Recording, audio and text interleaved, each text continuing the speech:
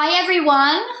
Okay, so we are now moving into Module 3. So as I stated before, Module 1 was all about getting better alignment with our energy and what we want. Sometimes we can really spend so much time thinking about what we don't want that we wind up really kind of getting ourselves into a rut. If you think about what you don't want, you get it. If you think about what you do want, you get it. And most people worry about money. Most people complain that they don't have enough money instead of appreciating. Even if it's the quarter that you have in your pocket, you appreciate it. Appreciate, appreciate, appreciate. That's a good channel to be on. More stuff is coming. So first module was all about getting our energy aligned with abundance instead of lack of. Second module was getting our subconscious mind engaged in abundance and what that feels like vibrationally and removing any blocks around that. That was the second module. And now we're going to move into the practical stuff. This is where my marketing and sales, 15 years in high tech and managing big budgets comes into play. So, like I said, back in 2000, I started with a high-tech company here in Silicon Valley. And I started personally doing the budget that I'm about to present to you 17, 18 years ago. And it really made sense to me. It really made sense to me because the way that I was taught, the way my mother taught me how to balance a checkbook was to look behind, to look at everything that I have spent, which I know that that's important. We have to be able to look at what we've spent, but I never really saw a forward view. I never really saw like, okay, well, am I driving the car in reverse or am I driving the car only looking in the rear view mirror? I got this whole huge dashboard in front of me, this whole huge windshield in front of me, bigger space, better visibility. So I came up with this program. We're going to get into that in just a second. But the first thing I want to touch on is this kind of came to me in a dream and it made a lot of sense to me. So when we think about making a purchase, a potential purchase, I'd like you to consider asking yourself these questions. Does it feed my family? Does it feed my soul? Does it feed my ego? So, oops, hold the phone. I just realized I am not sharing my screen. Thank you very much. Really love the chat. Here we go. Okay. Everyone can see my screen now? Perfect. Thank you for that. Okay. So, this is the matrix, right? Let's say that I am deciding if I want to buy a new Porsche. Or maybe I'm wanting to take a new pottery class, or maybe I'm wanting to sign up for a new gym or yoga membership. And none of these things currently exist in my existing budget. One of the things that I do for myself when I'm deciding if I'm going to add it or fold it into my budget is, does this potential purchase feed my family, feed my soul, feed my ego? So let's take a look at the first line item that I'm considering, a brand new Porsche. Okay. Does it feed my family? I would argue no. No more than an Audi would. Okay. Does it feed my soul? Some of you might say yes, absolutely, it would feed my soul. Then I would say, great, feed my soul. This is Dawn's view of the world. This is my matrix. My matrix and your matrix could look very, very different, and that's perfect because the things that feed your soul may not feed my soul. The things that feed your family may not feed my family, okay? So this is me getting right with my own purchases. So feed my family, feed my soul, feed my ego. And it's possible, like the gym and yoga membership, that it feeds all three. Feeds my family. Well, how does it feed my family? When I say feeds my family, that means not necessarily food on the table. It basically means it's putting me in a place where I will be able to be there in the best light for my family. So going to the gym, going to yoga for me means I stay healthy.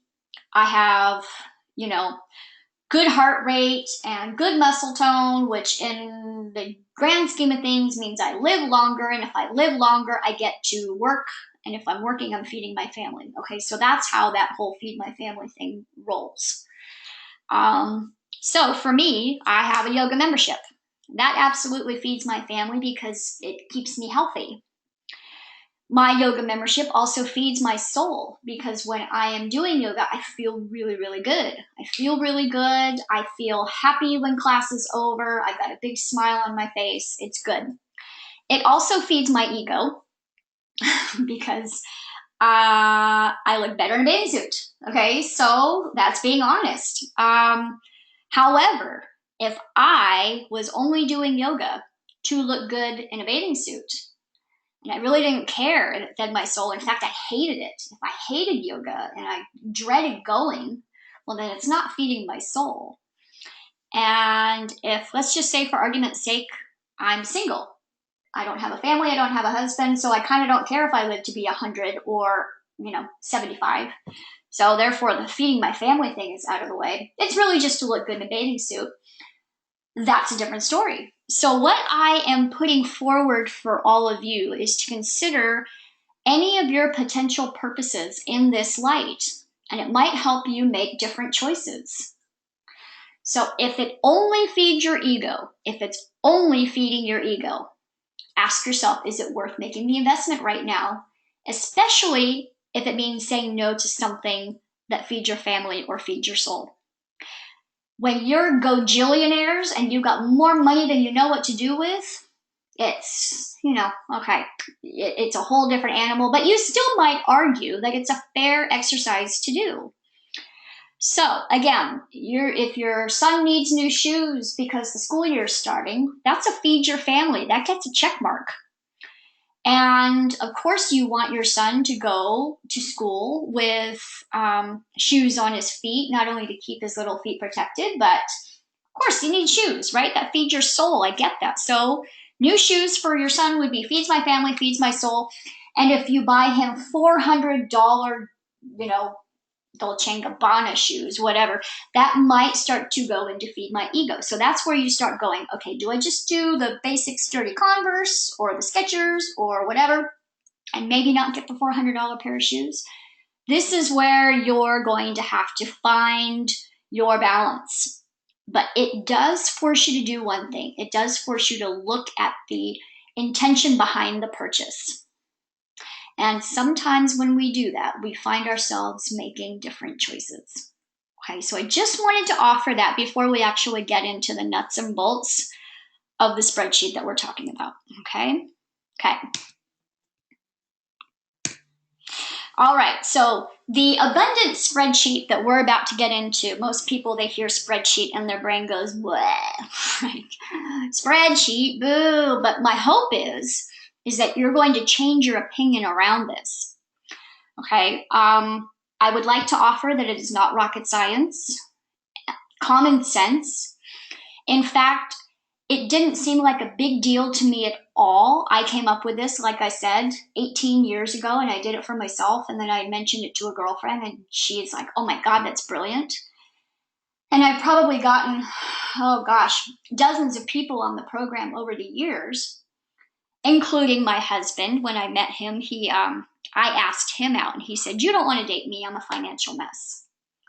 And I said, why don't you let me be the judge of that? I can get your finances in order. What you have is a good heart. Okay, so I loved my husband for his heart, got the finances figured out, and it didn't take him maybe 8 months to start really, he was out of debt in about 8-9 months, and his debts were, I'd say about $15,000 in debt, and we were able to get him out of debt. And I told him I could do it in 6, 7, 8 months, and he looked at me like I was nuts. So I took that as a personal challenge, and of course loved showing him 8 months later that he was out of debt, and his jaw dropped, and he's like, well, then what the hell have I been doing with my money all of this time? He was flabbergasted. So then we had, again, sprinkling it out there into the world and having people really like it. And then I showed it to Jen about 17, 18 months ago. Jen is on this call. And she told me, girl, I'm about, 50,000 in debt, Jen, and she gave me permission to use that number. And I said, well, given what I see, we could probably get you out of debt in about 13, 14 months. And she started laughing. And I clearly looked at her like, oh, you're not my first rodeo here, sister. I've done this before. But how could she possibly believe me when everything in her past, everything in her experience was, I'm a girl, I'm in debt, and that's who I am. And my parents were in debt, and that's who they were, and that's how I was raised. And it was this vicious revolving door, right? It's this revolving door that you go round and round and round, and you never really see a way out until this whole program was presented to her, and now she's screaming it from the rooftops, and here we are today. So, not rocket science, okay? There's not like some magic formula that I've done to this spreadsheet that makes it patentable. You're going to look at this and go, oh my God, it's so simple, but it's so effective. It's like when you watch the Shark Tank, if anybody watches Shark Tank on Friday nights, as soon as you see a product, you go, oh my God, how does that not exist? I want one right now. It's so simple, okay?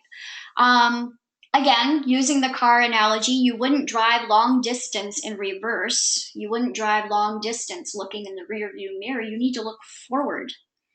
So the biggest thing that you're going to notice about the spreadsheet that I'm going to show you and share with you is that this spreadsheet looks forward, and I have here on the slide instead of backward, but obviously you look back as well. It's also going to show you that your financial decisions have a ripple effect. And I'll get into that. We're going to roll up our sleeves here and get real life examples here in a moment. And in all honesty, it gives you beautiful visibility into future finances. Okay. So, are we all ready to do this? Okay. So I want to make sure that you can all see this Excel spreadsheet that I've got. Somebody, if you could just type yes, perfect. Okay.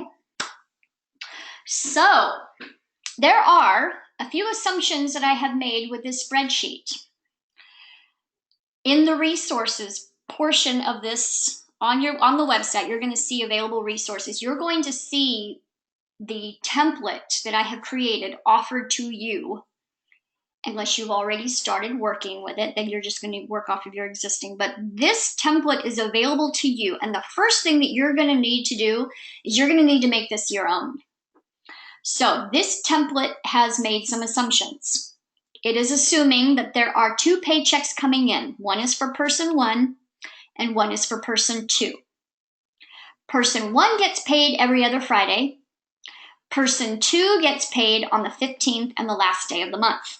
That's the first set of assumptions. So if you are a single earning income family, you will need to remove, okay, just delete the row. You will need to remove all of person 2's income, okay? And you're going to keep your income in the mix. You're also going to need whatever your pay schedule. Maybe you get paid weekly. You're going to need to adjust this accordingly so that this is a correct depiction, a month in the life of you. Okay, so what do we know? When we look at a budget, what do we know? We know typically what our average PG&E bill is. And I always like to be on the high side of the average. So let's just say that you have your average bill, your PG&E bill, or your Pacific Gas and Electric, or wherever you live, your gas and electric bill is somewhere between $200 and $300 a month. Go with $300. Go on the high side. I'd rather you go high and have more money at the end than to go low and be in the reverse, okay? But in all honesty, you'll need to look that up. You can look that up once and kind of get your high average for your utilities. That would include water, okay?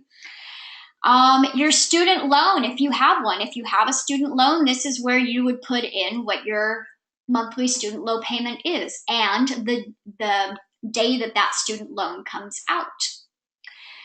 You know what your weekly gas bill is. You know what your weekly groceries are. You know, if we move down, so this is the starting day that this recording happens. So if you're watching this recording later, you're going to need to change all of these dates. But this is, again, making assumptions that the only bills that you have left to pay before the end of the month are water, the student loan, the gas, the groceries, and any miscellaneous. And I'll get into miscellaneous in a minute. Okay. And then we start a new month, June 1st. So June 1st, if we look at June 1st has all of the bills. That's going to be your health insurance. That's going to be your credit card. That's going to be your dish, your cable, your yoga, your gym, your car insurance. If you're a single car in a family and you only have one car insurance payment, then you're going to delete this row. Again, you're going to need to make this spreadsheet your own. You're going to have a cell phone payment, either a mortgage or a rent or some kind of payment to live. Netflix, I'm putting here anything that are typical monthly payments that are going to have to come out. Some of you may want to monitor your gas and your groceries on a weekly basis. For some of you, that's going to feel really extreme, or maybe you charge all of your groceries and your gas, and you're going to make that monthly payment once at the end of the month. Again, you're going to make this spreadsheet your own. And this is going to allow you to track your finances looking ahead. So, one of the first things that I want to share with you, if we look at, and I just built it out into July. Usually when I build these, I build them for the year, and here's why. What happens with most people is they will get an influx of money. It's normally payday, and they will see a great big fat balance in the bank. Let's pretend that today is June 9th, okay? It's June 9th. Paycheck number one for person number one comes in. That money hits on a Friday, and they decide, that's a lot of money. That looks fantastic. I want to go to Best Buy, and I want to purchase that $900 speaker set that I've had my eye on. And I've got all the money in the world to do that. That is the old way of thinking.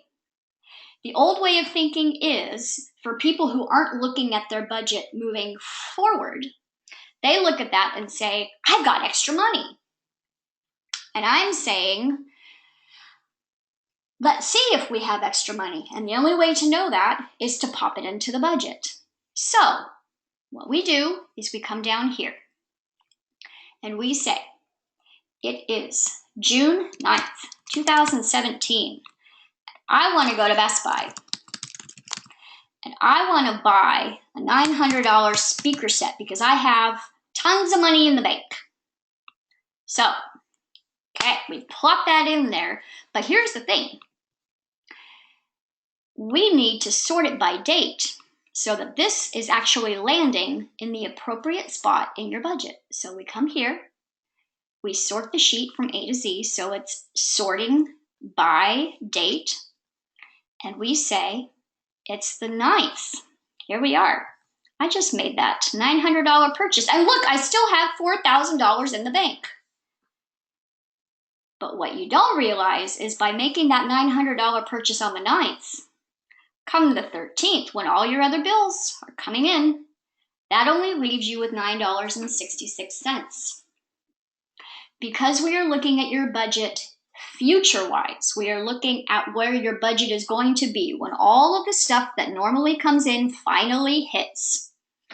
If you make that $900 purchase today because you had $4,900 in the bank, you're fine and good until the 13th comes, and then you're panicking.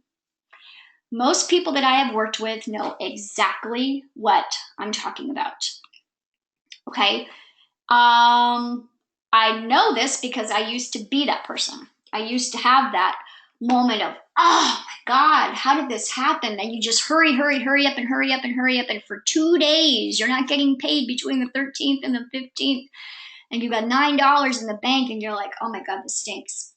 So what I am saying is, what I'm offering is, because we are looking at your budget in the future, if you were to say, you know what, I put that Best Buy purchase in just to see what it would do, and I don't like the way it looks on the 13th, so what that tells me is, it doesn't feed my family because they're only speakers. Yes, it would feed my soul, I guess you could argue. But let's face it. Is it worth the feeling that you're going to have if all you have is $9 in the bank to last you 2 days? And my feeling is probably not.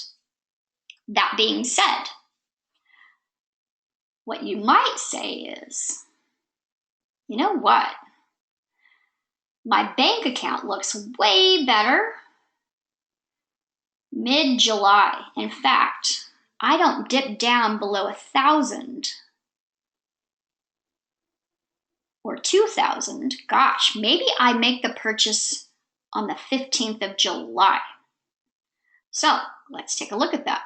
If we were to change the date of these Best Buy speakers to the 15th of July, you gotta wait about 5-6 weeks, and we resort the budget, you will notice never again do you see that scary number of $9 in the bank account. You're able to make the purchase to Best Buy right here. Boom. And it doesn't threaten the rest of your budget. So, one of the first reasons that I love this looking forward thing, it doesn't necessarily mean that I'm not going to buy it. Might be a matter of timing. It might be that I had built out the year ahead of me, and it turns out that June was just a really bad month because maybe I had quarterly taxes due. So if we can stop looking at just the amount of money that we have in the bank at the moment, when we get that influx and we actually plot it in the budget, we can be really, really smart about our purchases. Okay? So that is the first thing. Now, let's say we're going to take this out of our budget completely. Don't be alarmed because the balance on that balance sheet is going to look funky in a second because we pulled it out. All we have to do is drag this down to re-engage the formula that I created in here. Maybe we decide that we don't want to pay off, or sorry, that we don't want to make a speaker purchase at Best Buy because, okay, maybe I have come to terms that it's just feeding the ego. Maybe what I really want to do instead is aggressively pay off a credit card. Okay, so that being said, we have that clear intention. I want to show you, based on this scenario, 2 household income, their bills kind of look like this. This family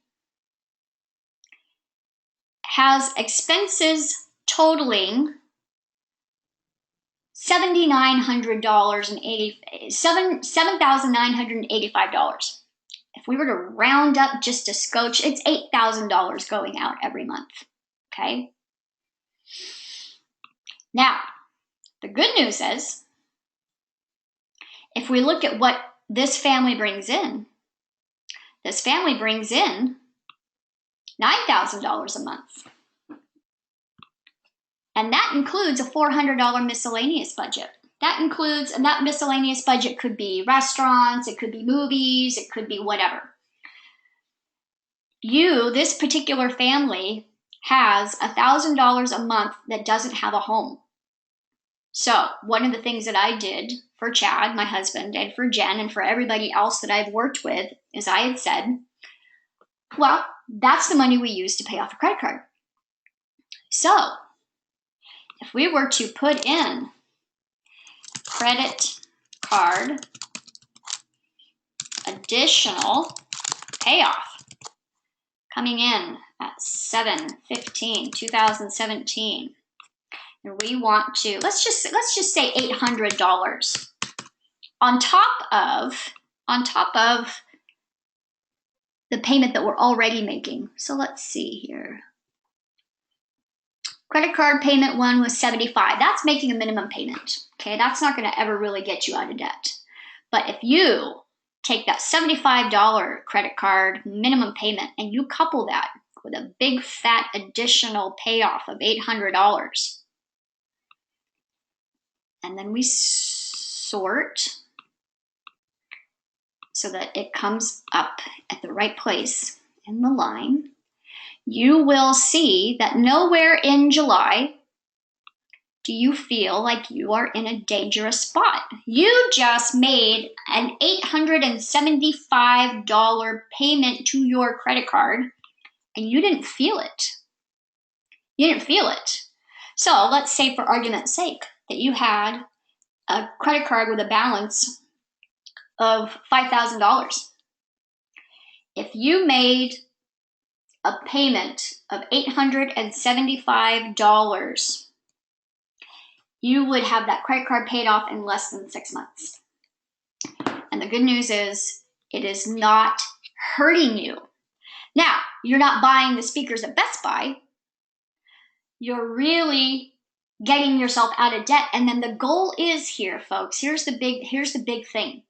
You put that $800 towards that $5,000 credit card. 6 months from now, you don't have that $5,000 credit card. Guess what? You now have $875 back in your budget that doesn't have a home, and you're able to buy your Best Buy speakers without putting them on a credit card and without sacrificing paying off your credit card to buy them. Okay?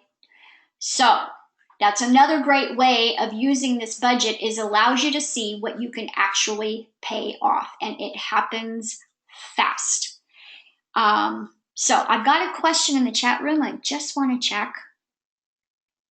Jen, you asked a question, are you going to add projected income to manifest? Yes, I will definitely do that. Okay, so this is assuming, all of this is assuming that these people, these folks have pretty much a fixed income, meaning they're on salary, okay? They're on salary, they know what their paycheck is going to be, and you can set your watch by it. Jen asked a question, are you going to add projected income to manifest? So for those of us who are self-employed or have a level of, what's the word, uncertainty in the income, what I will say is, one thing that I like to do is I like to put a line item in the budget for projected income. So what does that mean? So let's say, for argument's sake, that okay, what do? I'm a masseuse. Today I'm a masseuse. I like to give massage. Okay, so I'm a masseuse. I got my license. I've hung my shingle. And I am looking to build my business, looking to build my client base, all of that good stuff. And right now, as a masseuse, I'm going to say that I am making $1,000 a month. Okay, I'm making $1,000 a month. And if I sit here, and I know that I'm making that because that's what I've made. Massage income. I know that I can safely say that I make $1,000 a month because I have made $1,000 a month for the last 6 months. So it's pretty much standard issue that is expectable. But if I look at $1,000 in the budget, I expect $1,000, and I don't push myself any farther. So what I like to do, now there is a practical side of this, and then there is a manifestation side of this. You need to know how much you need to make to live on. There needs to be, okay, practically speaking, I know how much money I need to make. But I'd like to look at a higher number than 1,000. Let's put in 1,400. I am not going to go off and make a car purchase for $400 a month because I am increasing my massage income to $1,400. I'm not going to spend it before I make it. That is not the point of this. The point of this is to look at a different number in your budget. Because if you look at a different number in your budget, what I have noticed is you will have that expectation, and therefore energetically you will rise to it. I have seen it time and time and time again. There's a part of me that doesn't really even understand why it works, although there's another part of me that has a very Very, very clear understanding on why it probably does, but scientifically I can't prove it. Okay. So if I'm going to go ahead and push this $1,400 and leave that number in there, what I have found is my clients tell me I put the number in there and I swear it just happens. It has to be a number that you believe in. If I put $1 million in here, I'm like, or $10 million, there's a part of me that goes, that's just ridiculous. That's just silly. So what I'm asking you to do is I'm asking you to use a number that you actually feel is a number that you can believe in, a number that you can get behind. So $1,400, and do that for a couple months, and then bump it to 15, and then bump it to 17. And then once that becomes your new normal, then what you do is you've got even more money to save, to throw at a credit card or to throw at a student loan. But if you're seeing this every day, I go into my abundance budget every single day. I go in there, I make my adjustments, I see what has hit the bank account, whatnot, and I am always balancing out.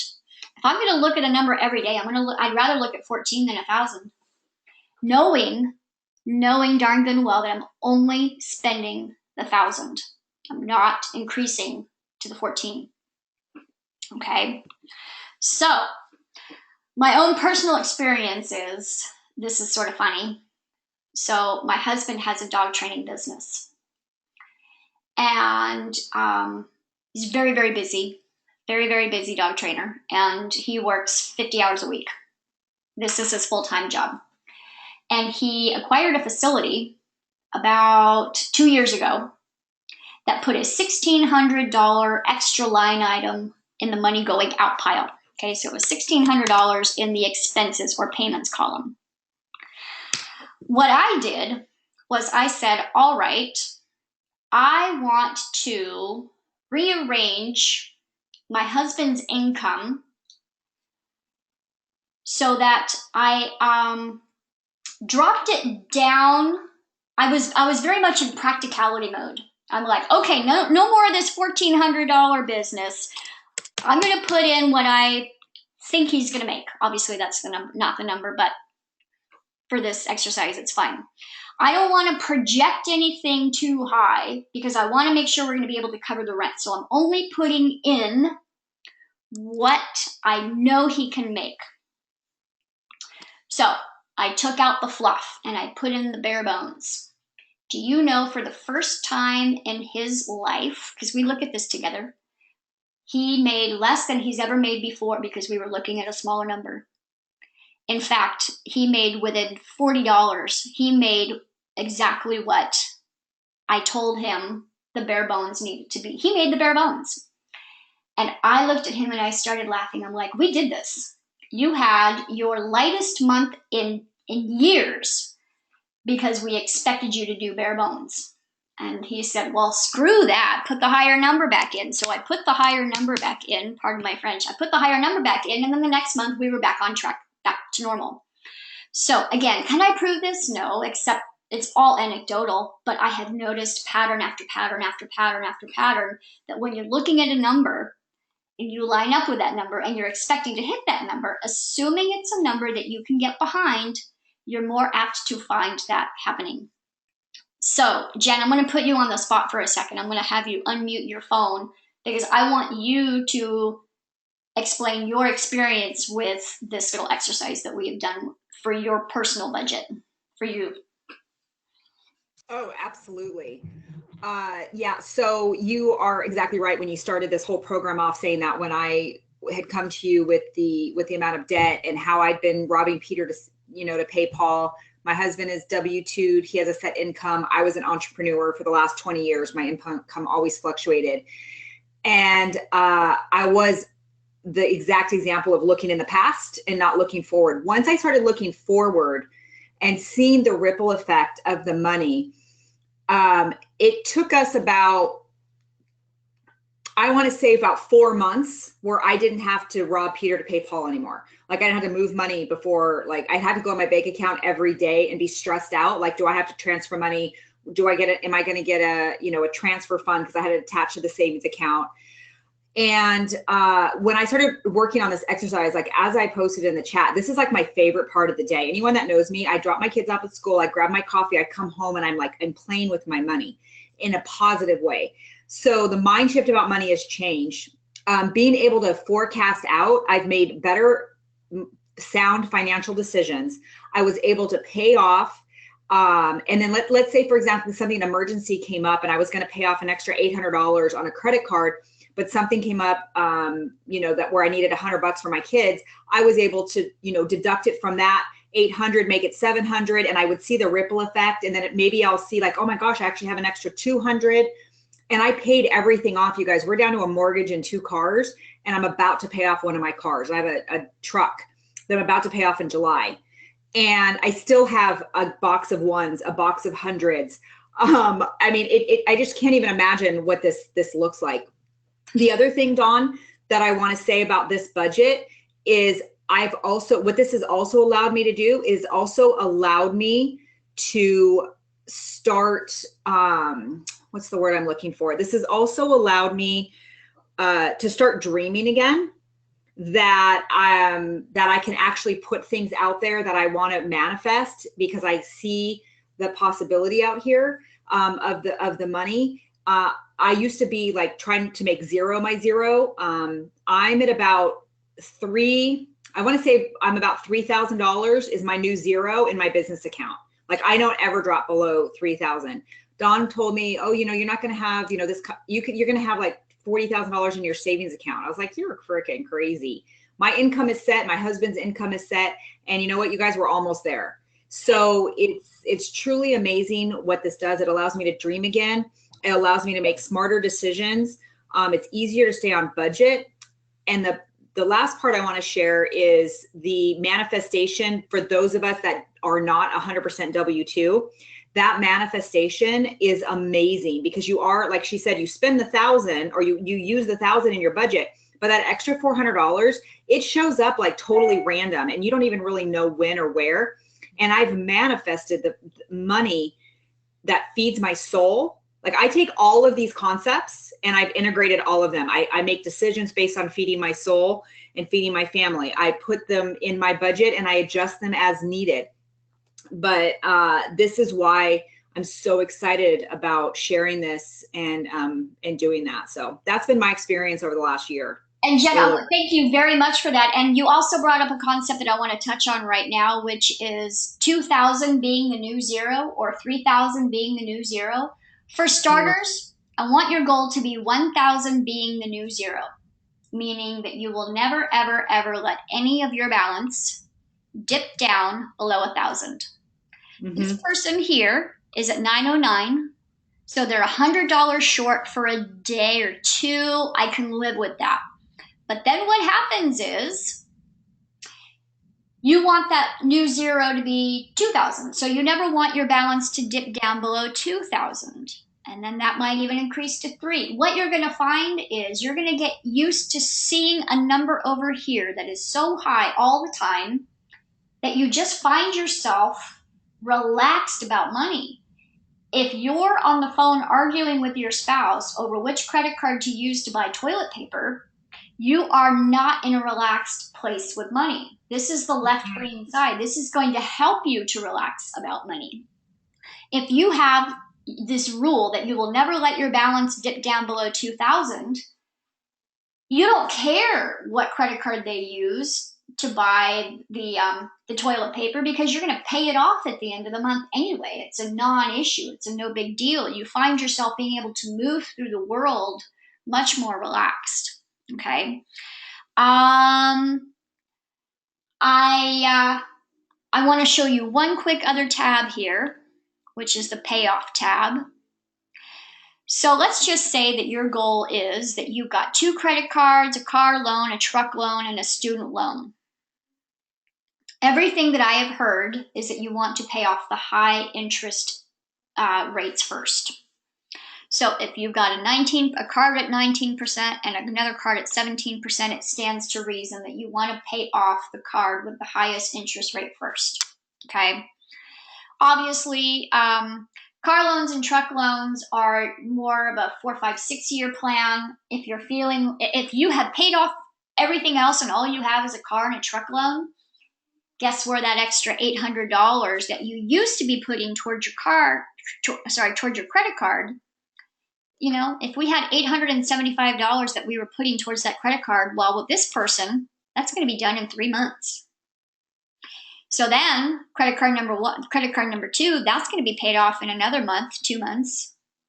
So then you've got $875 that you can apply towards a student loan to really start chunking that down, right? So there is a little payoff tab for you that you're going to, again, have to make this your own, but this is going to give you an idea of, okay, well, at this rate, if I'm paying $800 in January and $800 in February, I should be paid off in March, okay? And I'm going to make minimum payments here and here and here because all the extra money is going to this credit card. So this credit card is $800, and this credit card is $800, and that credit card is $800, and this one I'm just making the bare minimum, $20, $20, $20. But because this is now paid off, this credit card one is now paid off in March, I'm going to be paying off this sucker here in May.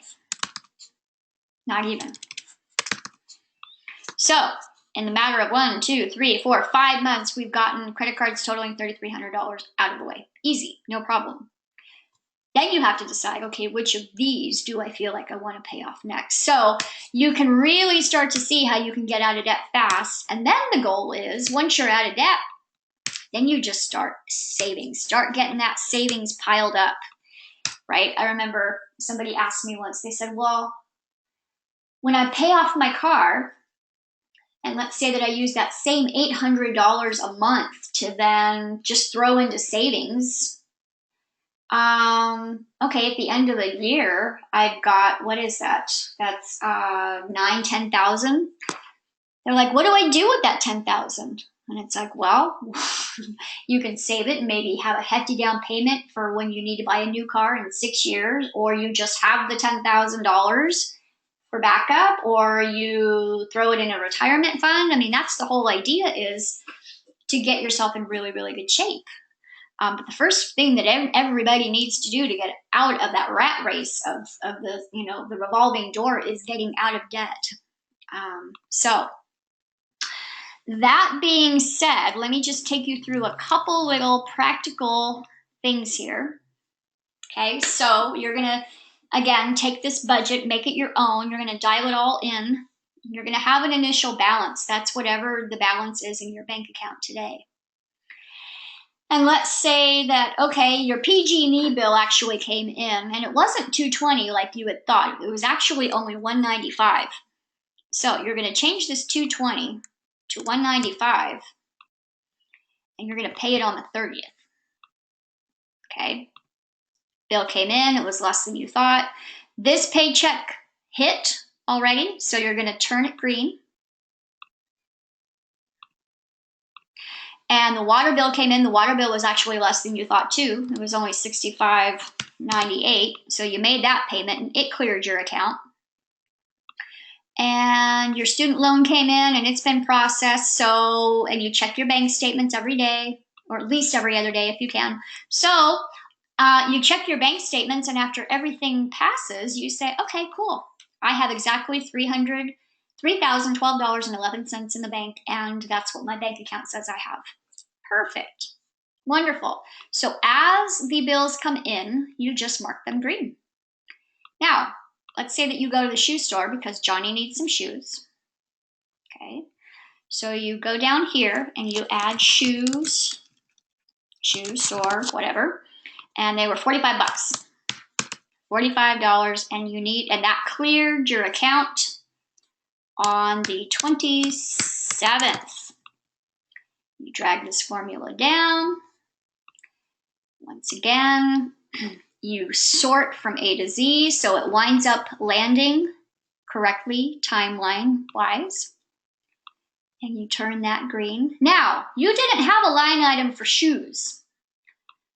So guess where this $45 comes out of? It comes out of miscellaneous.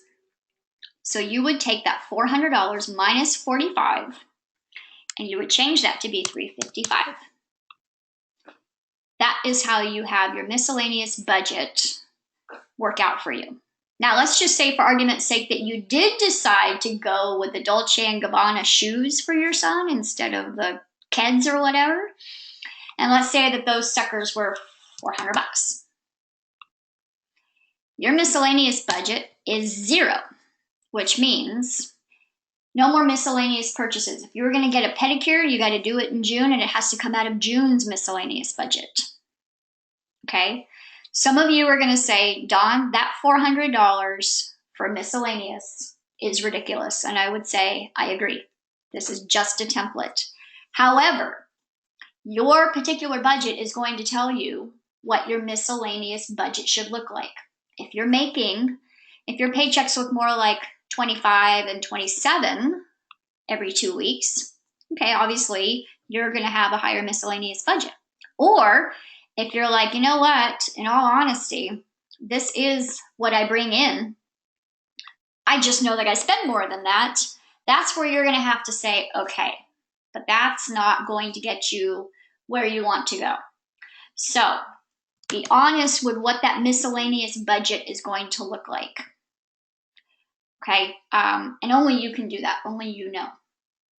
So my advice to you would be to work in this every day, to get used to seeing these numbers and the ripple effect that your purchases have, as well as your savings, right? So let's just say that you decided, you know what, I have a $200 grocery bill, but I'm going to clip coupons this week. I'm going to clip some coupons and I'm going to make some smarter choices. And it turns out you only spent $150 at the grocery store. Well, guess what? That $50 makes its way back into your account. So if you saved $50 at the grocery store, you can do one of two things. You can give yourself a $50 bump in your miscellaneous, so you can get your nails done or you can get your hair cut. Or you can keep the miscellaneous where it is and decide to double up on your credit card payment. Again, this is the beauty of being able to look forward, okay? So at this point, I know that I have thrown a lot out at you. Does anybody have any questions at all about any of it? You can either chat or unmute yourself.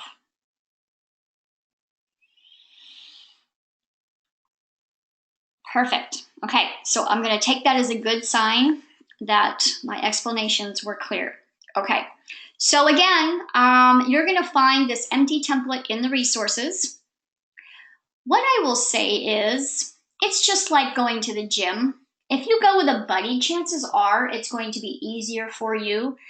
So I would highly, highly, highly recommend an accountability coach. Jen, obviously, is working with all of you. So she's going to be able to help you get your way through this.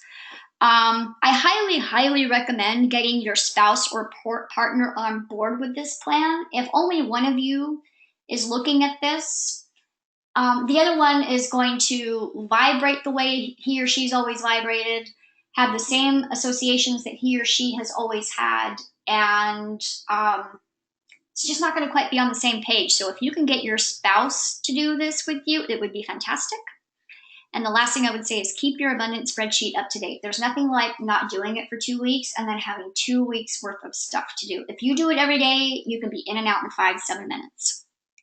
Okay, so we are at the end of our third module, and I'm going to open it to anybody who has any questions about anything.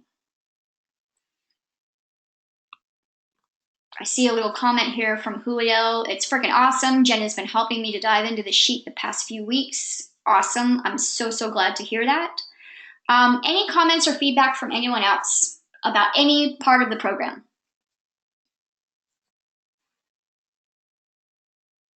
Perfect. Okay, guys.